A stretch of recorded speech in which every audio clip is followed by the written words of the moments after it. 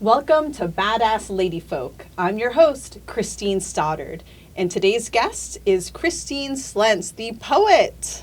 Hey. Hi, thank you for having me. Yeah, of course. So, dear listeners, you have been listening to me on Radio Free Brooklyn since 2016, give or take, and more recently you've been watching me on the Manhattan Neighborhood Network.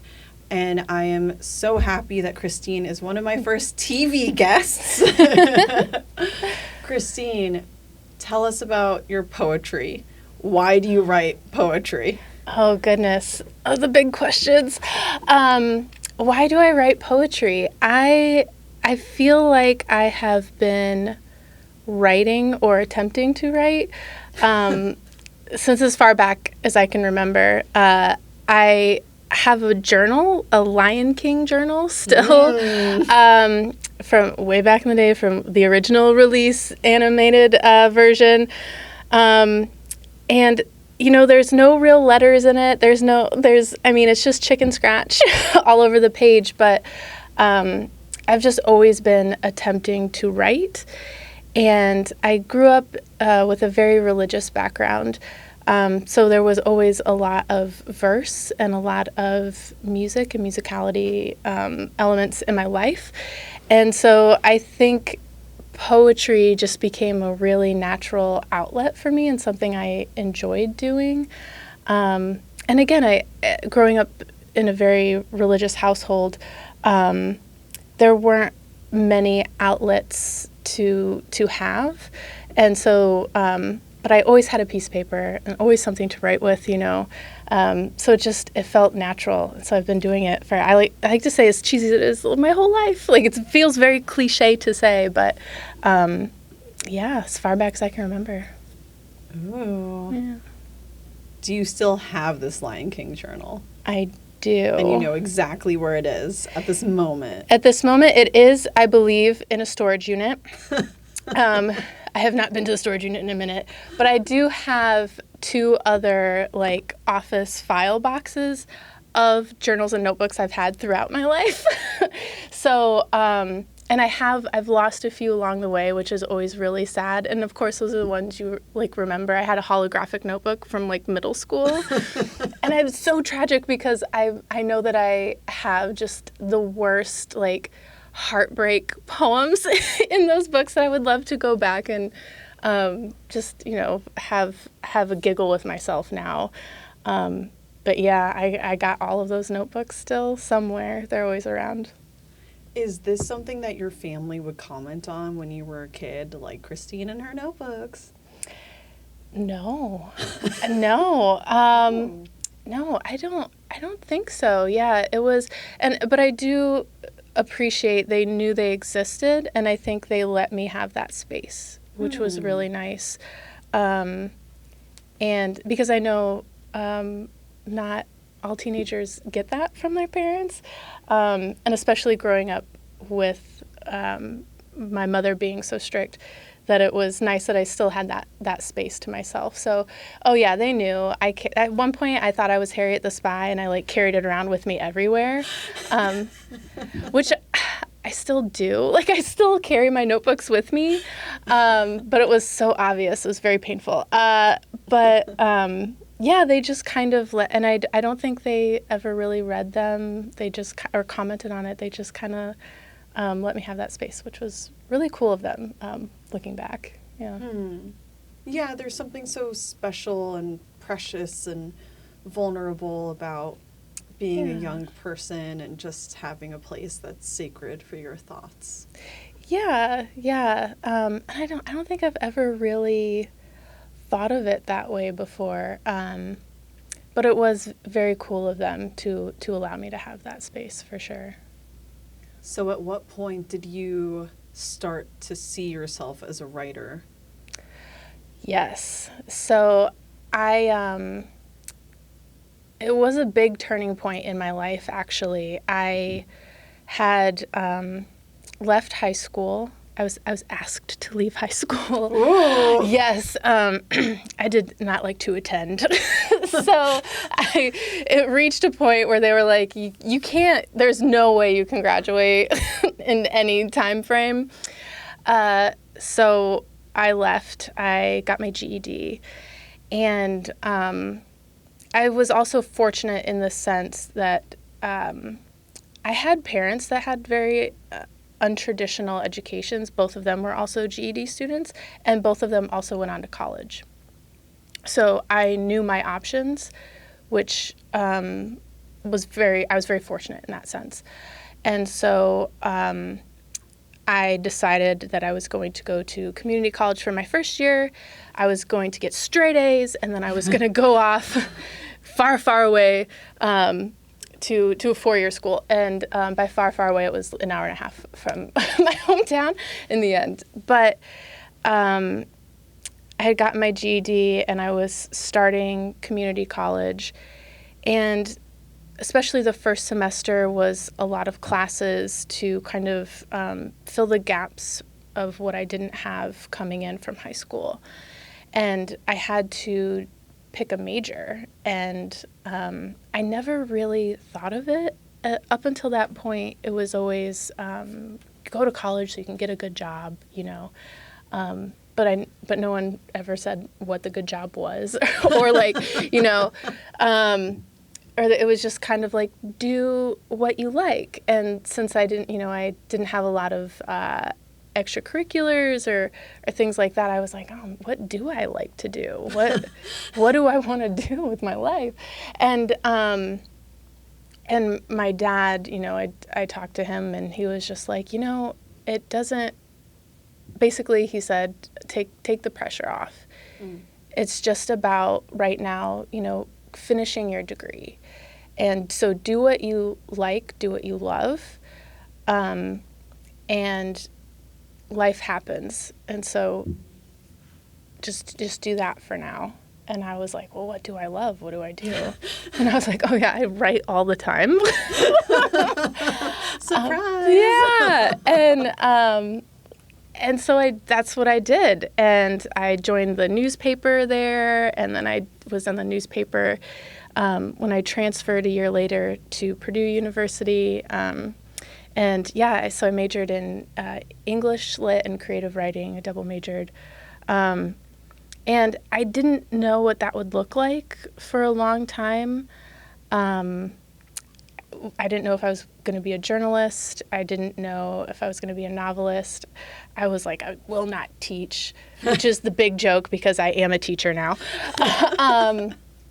But, you know, and I just knew I loved to write, and I wasn't sure which direction. And my dad was right to a certain point where it's like life kind of just blows you where it may, because I ended up graduating during the height of the recession.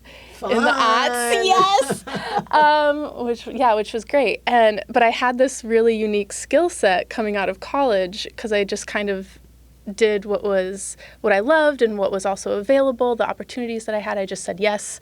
And so I fell into this really unique digital marketing career for a while before I decided to really go into the creative writing path. So it was just a really windy road in a sense, but it made sense to me at the time. Yeah. Could you tell our listener/viewer audience what is digital marketing? I think people have all kinds of ideas of what that means. Yeah, and it is broad, especially now. When I started, which I would say around 2010, give or take, I was in a very niche part of digital marketing, which was SEO, search engine optimization. And back then it was like the Wild West. It was just pure mayhem. And it was, and my first like true job, I would say, I had a myriad of other small jobs, but my true first job was at this agency in Indianapolis, and I still, like, to this day, have so many close friends from this. It's like trauma bonding or something, I think. But, you know, a small startup tech company, and And so we were basically just trying to get our clients to rank for certain keywords when people would type those keywords into Google. And over time, it changed and, it elevated into places, and we were writing articles with these keywords and placing them at publications, and, it became more PR-based, I would say. But there was always an element of writing to it, and especially if you wanted it to be good, right? If you wanted it to really work. So that's kind of where I started off, and I've stayed in that for the better half of a decade. And social media became more prevalent then. It's really wild because, I remember when Instagram, I was working digital marketing when Instagram started. And so you're just like, what is happening? What's this new thing? Yeah. Is it going to take off? Is it going to work? Mm-hmm. And I remember we were like, social media is going to be really important when it comes to digital marketing, and people arguing about that. And of course, now it is. We know it is important, right? And so watching kind of that development happen and be a part of those conversations was also really cool, because the company that I was at actually ended up being sort of prolific in its own boutique market sort of thing. So it was just a really cool experience to have. And then, I kind of got burnt out in the marketing world after, I want to say 7 or 8 years I did that. And I was like, I want to be a poet. And so I ran away to New York and started my MFA here in the city. Yeah. Running away. Yes. I want to be an artist. Yeah. So while you were cranking out these SEO articles and doing all of that nonsense that I shouldn't call it nonsense. I call it nonsense because I did it. I've done it. Oh, you understand. I know it. Okay, yeah. You know it. As a freelancer, I haven't done it full time, but I do have experience in that world. Yeah. So that's what, but a job's a job. Yeah. And especially when you're coming out of college and you're like, how do I pay rent? A job is a job. But literature is literature. Yeah. It's Yes. Yes. Yeah. I know. So how did you convince yourself? Because it probably did take some sacrifice, right? Yeah. How did you convince yourself that, no, this is what I want to do? I want to make art. Yeah. It's tough because it was something I had contemplated for years, I think. And it was like one of those things where every time I got into a serious relationship, I was like, you should know. I plan on moving to LA or New York. So you got to be okay with that. I was very, about it. And it took years. It did. I had a friend from that agency. She moved out here. And it still took me another 5 years before I took the plunge to get out here. And, I think there are just certain moments in your life that are just big turning points. And I had a moment where, and there was just a lot of things happening all at once, as life happens, everything at once. But, a family member, immediate family member, she had cancer, and she passed away, and it was just one of those things where, that with other factors, I was just like, it's time. I didn't have enough, I felt, when it came to marketing. I was like, this is here. It was really hard for me to leave Indianapolis. I love Indianapolis. I will still, my heart is always there, will always be there. What do you love about it? Everything. I do. It's the people. It's the art. There's a great art scene there and great food, which I know that doesn't sound right. I get that. But, I think there's a lot going on in Indiana that is stressful. But there is this wonderful community that exists there that I know and I feel gets on a national stage kind of gets overlooked. And there's just so many incredible artists, so many incredible poets there. My goodness. And I would love to go back and support them whenever I can. And I really love food, and they have such a good food scene there. And, you know, there is just an incredible community that when I moved there, there was immediately spaces for me to join, and it was very welcoming. So yeah, I will always rep Indianapolis. Yeah. What you were saying reminded me of Richmond and how Richmond, Virginia is precious to me. Yeah. And it's similar that there's a lot happening there locally and regionally that has national impact. Yeah.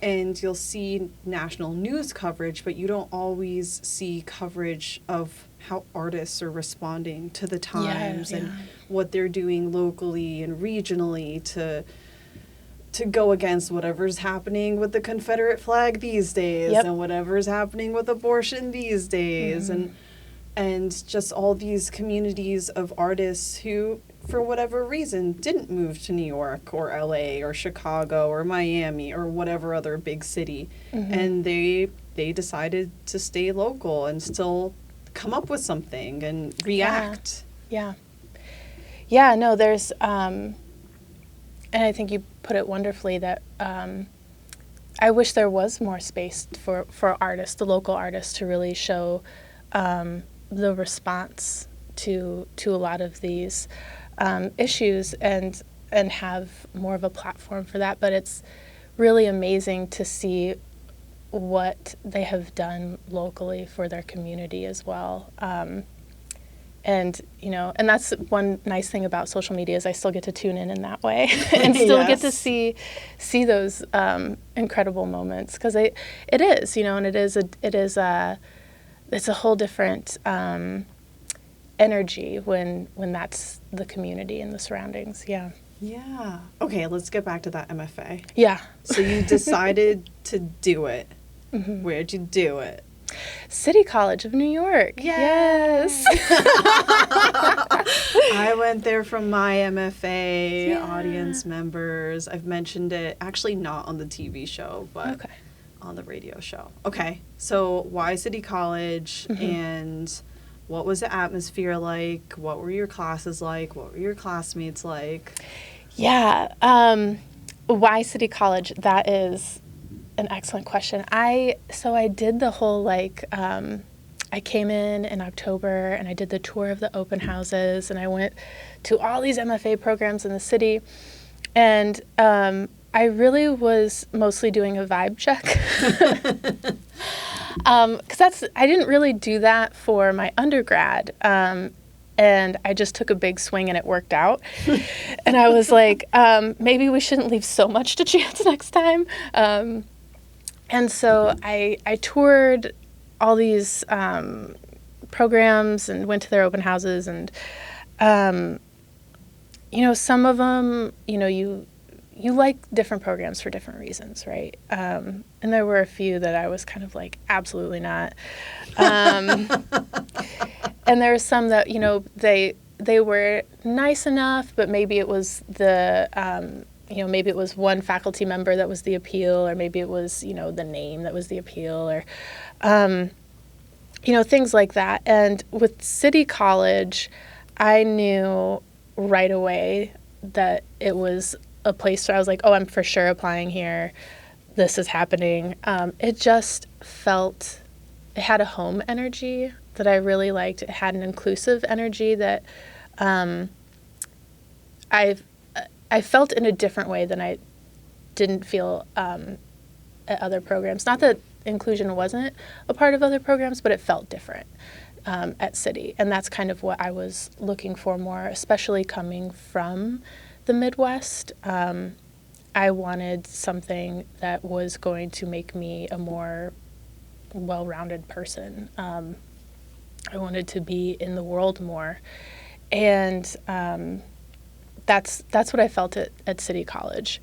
And there were already like so many examples just being on campus where I saw art, different forms of art, different mediums.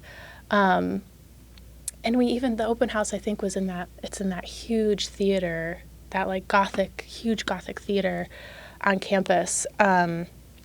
And so I was like, yep, this is it. This is where I will be applying. And then I got in.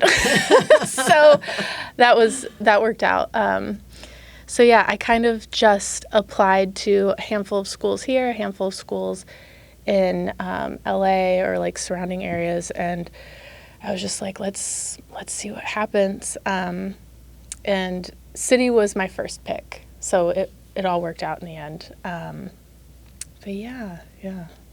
Oh, and then the program itself, I really enjoyed my time in my MFA program at City, which I also feel really fortunate about because I've heard horror stories about MFAs, and that just wasn't my experience. I had a really lovely cohort, and they were so talented, like so incredibly talented. Like, it still kind of blows my mind to this day whenever, like, you go to a reading and then someone will get up and read something and you're just like, well, I'm going to leave now. Like, that was, the whole room just kind of stands still so often for these writers. And I think what I loved the most about my program is you could feel that we were all genuinely there to help each other and to prop each other up and to help bring out the best in one another. I didn't feel like there was any dick measuring happening. And I knew that was rare, but I don't think I realized how rare until I started hanging out with other people from other programs. And so I feel there's so much, I'm so fortunate, but I really do feel like I'm very fortunate when it comes to these things. And so we had, my cohort was great. The faculty's amazing.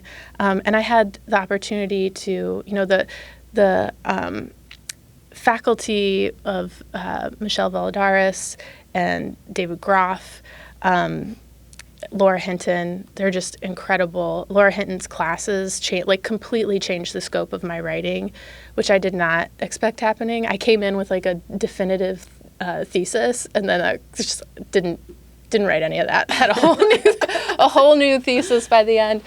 And then they had visiting professors that were also incredible. Cynthia Cruz and Nicole Seeley, who are just like, in my opinion, powerhouses when it comes to poetry. And Cynthia ended up being my thesis advisor, and Nicole, we've seen each other at several readings now, and she helped me quite a bit with my erasure work as well. And so, it was just a really cool experience. And also it was a 3-year program, which was really nice. Let's always do the 3-year instead of the 2, right? So I had the opportunity to kind of take my time with the work itself. So yeah, I think the program was really great when I went through it. Of course, I graduated in May 2020. Fun! So the ending was a little interesting, but, it was also cool to see, once again, like the community come together and be like, listen, I don't know how we're going to do this online stuff, but we'll figure it out. Because it was, we had a very, I would say, untraditional student body in general. But it was cool to see all of us come together and help each other out. I was adjuncting at the time, and to watch my students do that as well was really cool. So yeah, I would recommend that program. I had a great time, and I know that there's a lot of alumni still lurking around, so that are always willing to be a part of the scene. So yeah. On that note, let's shift to some of your poetry. Oh, sure. Let's have you read. Yeah, I'm going to read, I'll read a little bit of a longer poem. Sure. We've got time, Christine. We've got time. So this poem actually was from Nicole Seeley's workshop. Yay. I always tell this story when I read this poem. But the prompt was to write a praise poem. I was like, all right, yeah, sure, got this. So I write it, I put it away, and you come back to it later. And I read it, and I was like, oh, no. I was like, I'm a bummer. Like, this is not a praise poem. And, I worked on it a little bit, took it to class, and, my peers were like, no, you gotta keep with it. There's something here. And I was very hesitant for a very long time.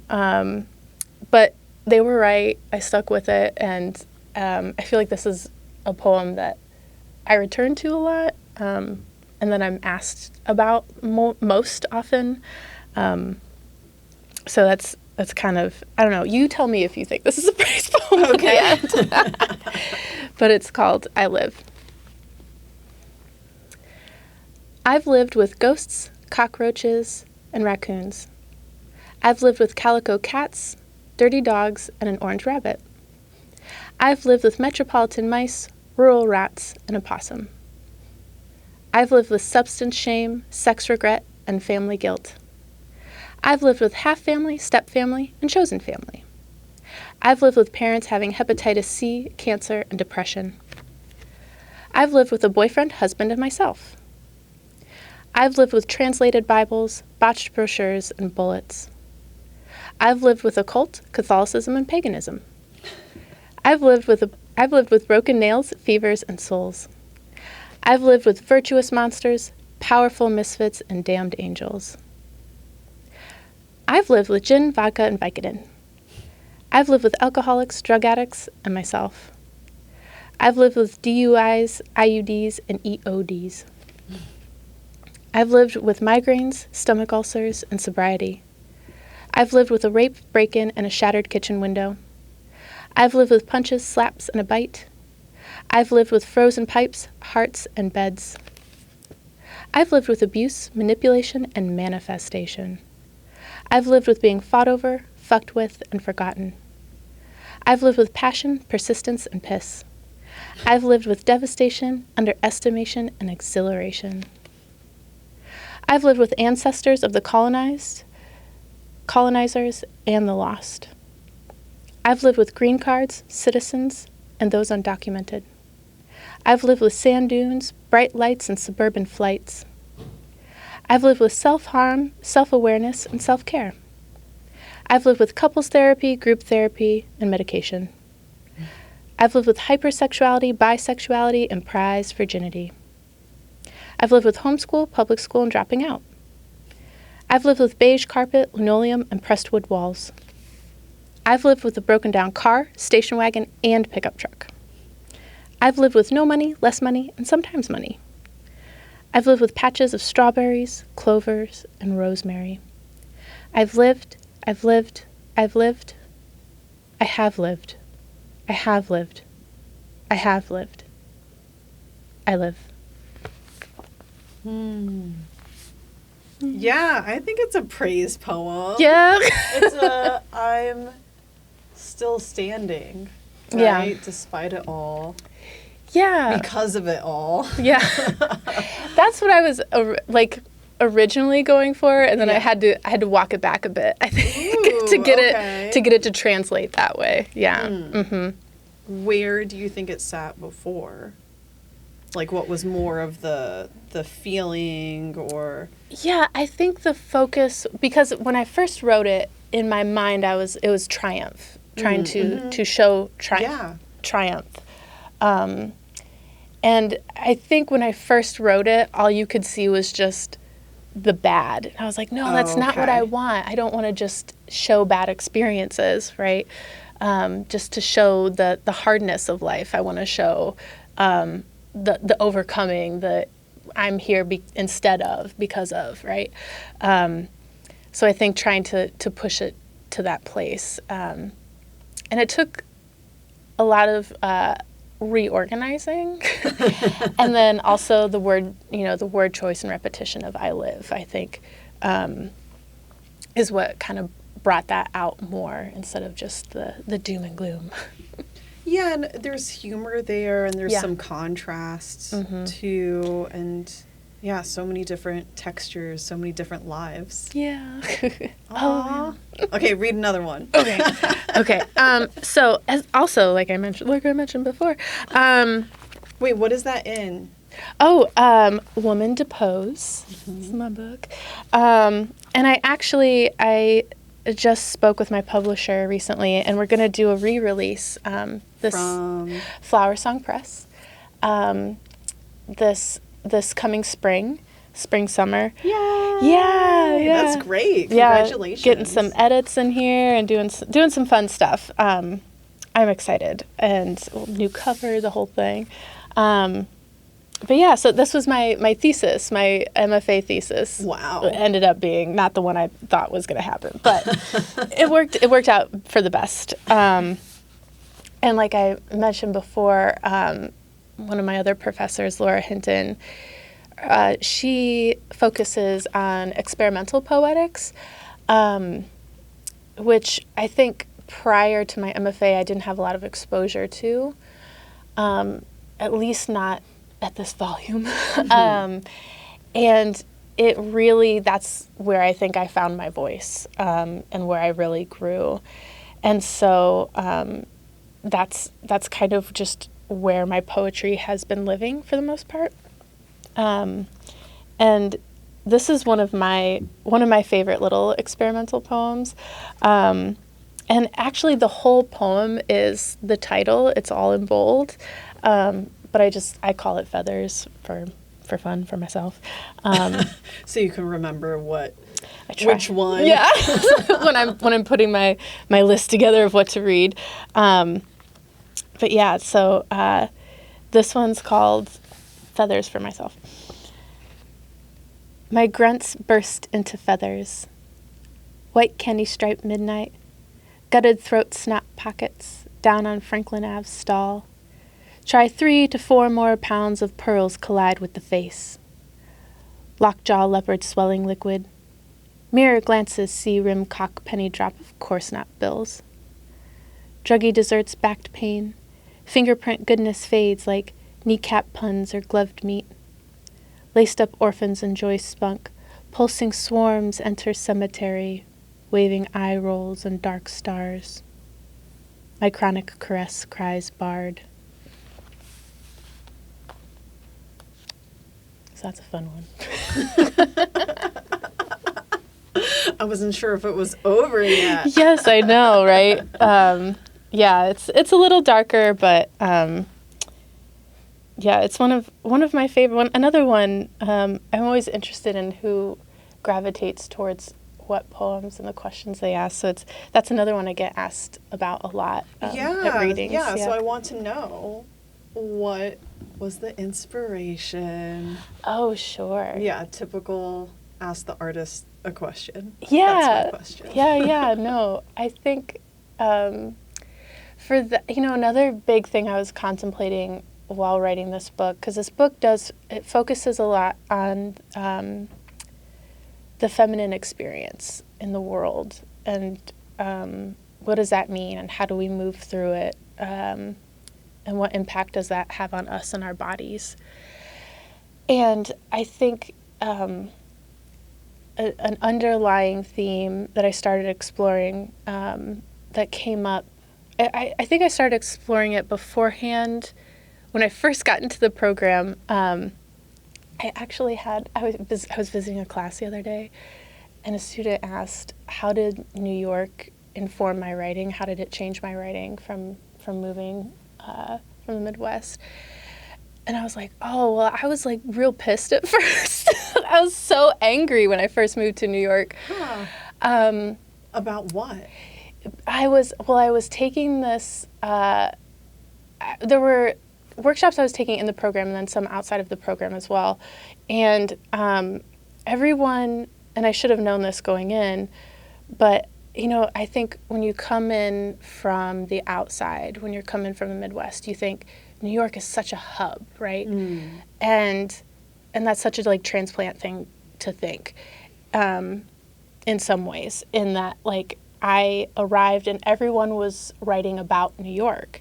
Well, sure, that makes sense. Why wouldn't they be writing about we're in New York, right? What like that makes sense. But I wanted, for some reason, I was like, no, we can talk about so many things. Why are we still every movie's made about New York? Why can't every TV show's in New York? Why can't we talk about other places too?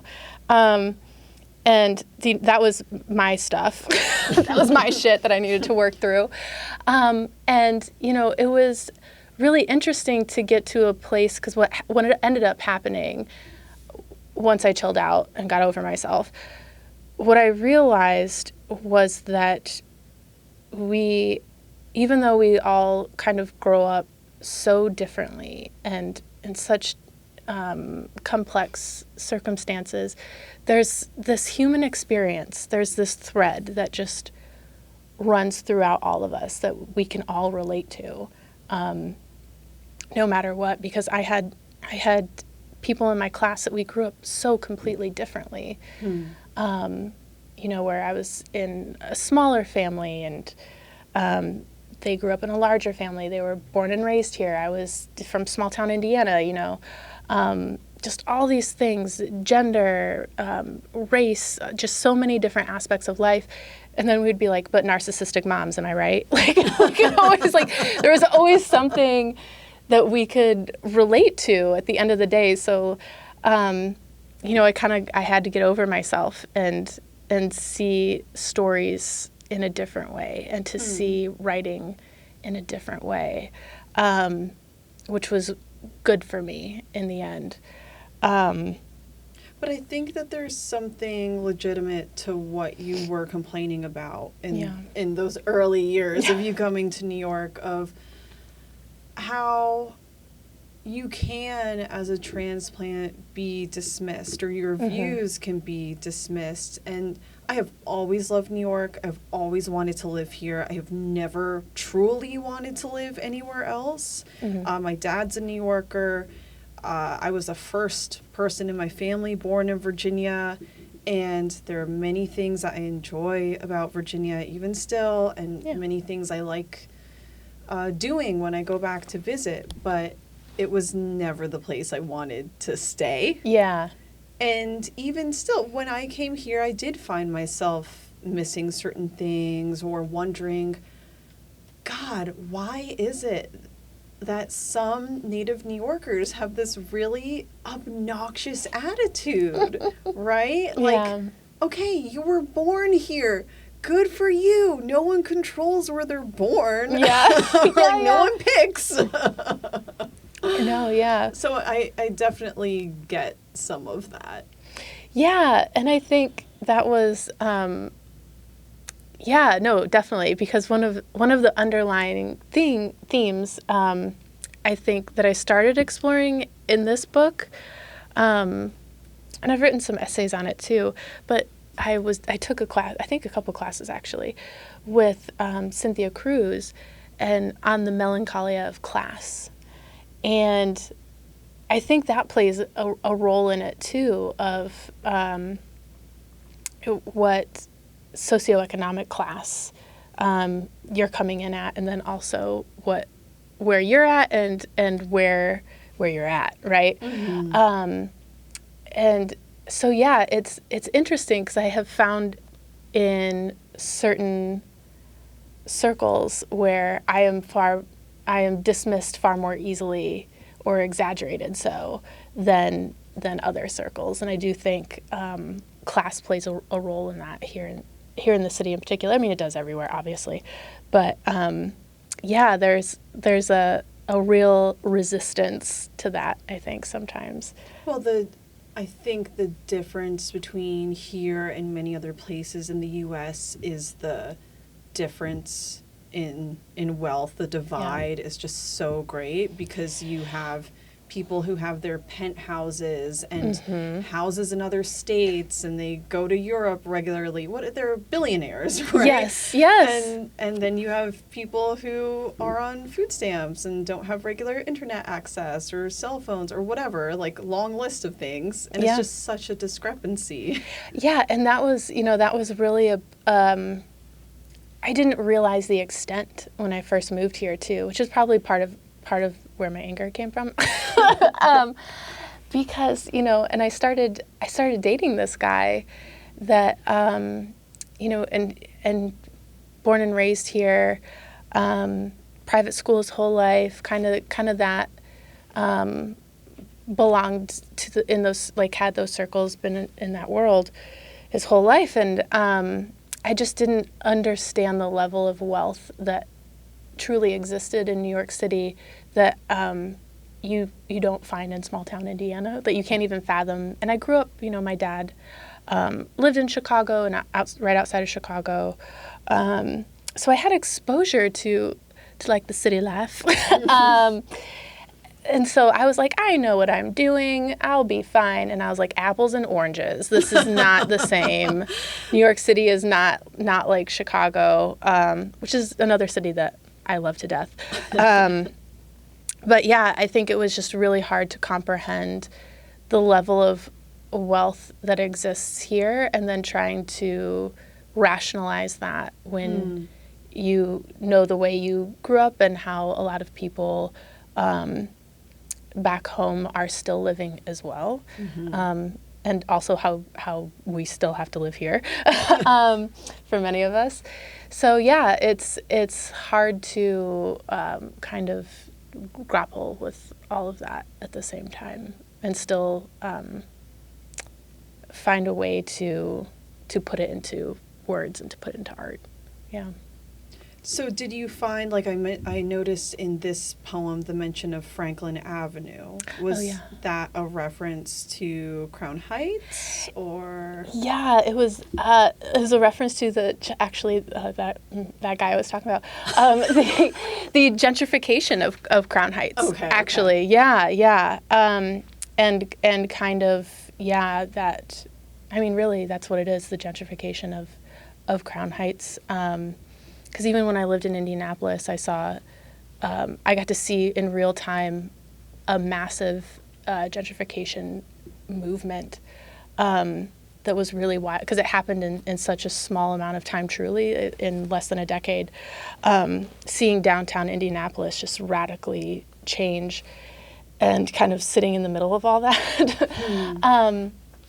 And so it was interesting to be dating someone who came from so much more wealth and generational wealth than I do, and then kind of seeing this process on repeat before my very eyes. And it was just such an interesting place for me to be, and I really struggled with it, and so I wrote about it. So I was like, I don't know what to do here. So it's like anything, you write it out to figure out what to make of it. Yeah. Yeah. Okay, let's get to another poem. Oh, sure. Yeah. Let's see here. So for those who are listening to the radio podcast version, right now Christine is flipping through her book. She has so many little sticky notes. Too many. Yeah, I will read. So like I mentioned before, so I feel like we covered a couple good topics. So like I mentioned before, there a large portion of my book is about, it's predominantly about just the feminine experience. And what does that mean? What does that look like? And how does living in this world that has been created for us, what impact does that have on our spirit, on our mind, on our bodies, right? Which is, all those things are actually connected too, even though we like to kind of pry them apart. So this one is, and a lot of times in my writing, and I had a friend tell me, I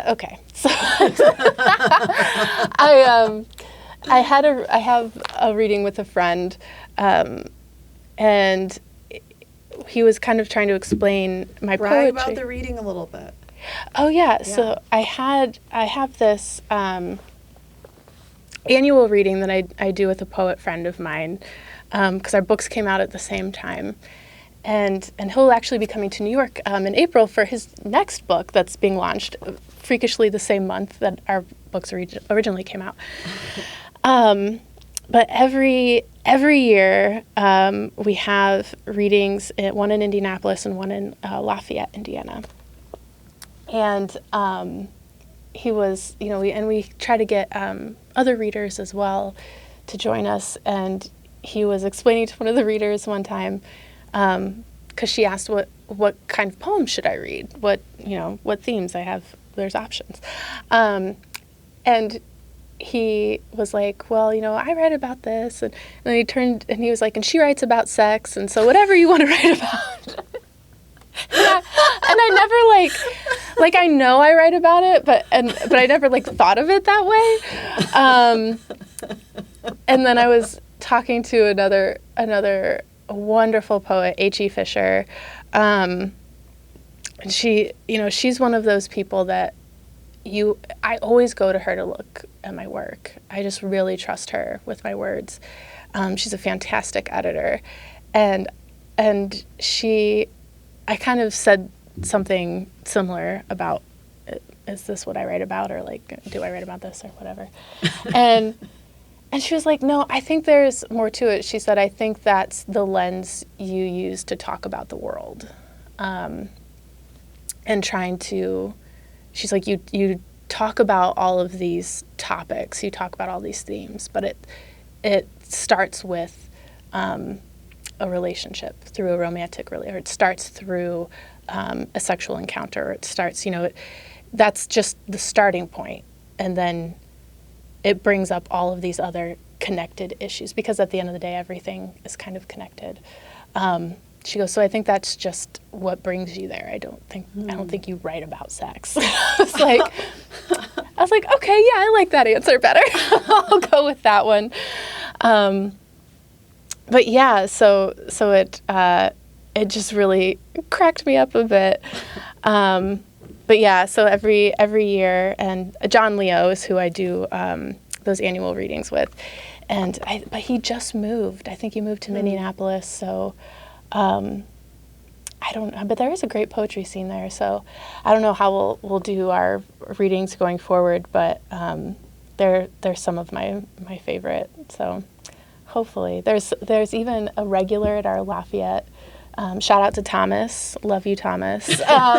He comes to every reading in Lafayette, and he's just like, it's one of those things where, and I never know how to express it, in person, but it's just like, you have those people in your life where you're like, okay, yes, this is why I do what I do. Like, this is part of it, right? And so I love Thomas. Shout out to you. We'll always make a reading in Lafayette. But yeah, so it's a special one. But that's where I think, and this next poem I'm going to read, it's kind of that's what it is. It's based. It feels kink oriented. I also discuss kink a lot in my work, or polyamory, or just different relationship dynamics in general. But it's there's this really great phrase, and I wish I knew who said it, and I have no idea. So if you know, please let me know. But there's this phrase that the poem is never about the about. Mm-hmm. So that, there's always that surface level conversation that's happening. But anything in poetry, there's 3 to 8 million different readings that you could have of what are they talking about, what are they trying to say. So that's kind of what's happening in this piece. So can't wait to hear it. Yeah. It's called Daddy. Placebo daddy, grease hissing tooth, pinkest longing legs. Wolf daddy, drool blood over legs, day long orphan cock. makeshift daddy. Boneless legs moan too. Long halo sinks spit pills. Hacked daddy. Pull on cured legs legacy. Sweet milk of long dessert. Daddy. Daily glisten this crotchless princess. Your princess, queen. Your self-appointed queen. Yeah. And then I'll read this next poem. It's called Lily Demons Lurking. And similar themes, but it's also trying to address kind of being human and trying to be in this world, really. What does that look like? Lily demons lurking. It's true.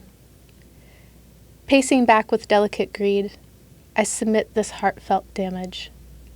I am a demon to you. The system knelt to us with a distorted masculine scent. Feeling like a screw, we chewed its loops of ravaged mirrors. Then the exposure of his paws risked torment into backslide, so that phantom pain trills and heavy vermouth becomes ritual. Twitching winged evils will always accrue here on earth, with our grime-covered blank faces mimicking each other's sins. So we feed drops of pain onto one another's heart bulge, a cue that all subliminal souls are flagrantly mismanaged. Those demons are undaunting in subduing us humans. Every living being is just Satan's squirming baggage. It's true. I am a demon to you. Yeah. So yeah, it's I think it's just hard to be in the world sometimes, and how do you move through it and kind of how do you wear your wounds, how do you wear your scars, how do you show up when you know that you've been in the wrong too. And how do you mend, right? And know that this is just the world and it will perpetuate, and especially living in a world that's so male-dominated, that's so patriarchy-driven, and how do we move through that, right? It's a lot to question. So it was one of those things, again, when you're trying to process it, trying to write it out. Yeah. Mm-hmm. Do you find yourself asking questions more than finding answers? I think so. Because I think then you can once you start asking questions, then you can start asking truer questions, if that makes sense. Yeah. Because it's, again, you have like the surface question, and then once you actually ask the question, right? Once you put it out there, once you write it down, once you say it out loud, it's like talking to your best friend, and then you're like, do I really feel that way about that? Is that really the question I want to be asking? And then you can tailor it. You can make it more nuanced and get down to, what am I actually asking here? Because I think, you can't get a real answer. You can't start finding those answers until you start asking the more nuanced question. And so you have to ask a lot of questions to start to even approach an answer, in my experience anyways. I am a big fan of writing in like a word collage. Ooh. So my notebook will just be, and I'll just keep turning the notebook and writing just questions, but like 3-word questions, 2-word questions. Even sometimes I'll just write why, just why is this a thing? And I think once you kind of do that throat clearing and you kind of clear out that debris, then you can get down to like, what's actually bothering you? Like, what is the real issue here, So I think you have to, because we always have our initial response, right? That is so pronounced, and it is so valid, and and you have to feel that, and so you have to acknowledge it and feel it, and then keep feeling, right? That's the hard part too. So then you keep asking the question, and so you can kind of get down to try to get more to a root of something, and that's not easy. Yeah, because you can get numb. Yeah. And then you stop asking those questions. I loved how you said keep feeling. Yeah. Right. Because you're so tired from the initial feeling. You're like, I had this explosion of feeling, now I'm tired. Yeah. No, but yeah, it's true. Keep feeling and to keep asking the questions. Yeah. Well, Christine, we are coming up on the end of our time. Thank you so much for being here. We still have, I'm like trying to get into this habit of doing a slow rollout. Okay, yes. You said some very profound things. Do you have any 1 to 2 sentence statements about anything that you wish you had mentioned? Goodness. Pressure is on. It's fine if the answer is no. Just wanted to give you a chance. No, for sure. Yeah. Goodness. I think, I don't know. I think the big thing is, and that I say to my students all the time for a myriad of different things, is to and I have to be better about it with myself as well, but just to let yourself off the hook a little bit. Yeah. Be gentle with yourself. Yeah. Right? Forgive yourself, right? Yes. Everything will be okay. And to look back and give yourself credit. Yeah. For what you've done and how far you've come and how far you've grown. Yeah. Well, thank you for joining me in this conversation. Thank you for sharing your poems with me and with the audience. Yeah. Dear viewers/listeners, I have to find a less awkward way of saying that. Thank you so much for joining us for the Badass Lady Folk. I'm your host, Christine Stoddard, and on this episode, my guest was another Christine, but with a K, Kristine Slentz. Yeah. You can watch future episodes on Manhattan Neighborhood Network, YouTube, and 1,000 other places soon, I promise. And you can listen to us on Radio Free Brooklyn and pretty much every podcast platform ever. Thanks so much. Tune in next time.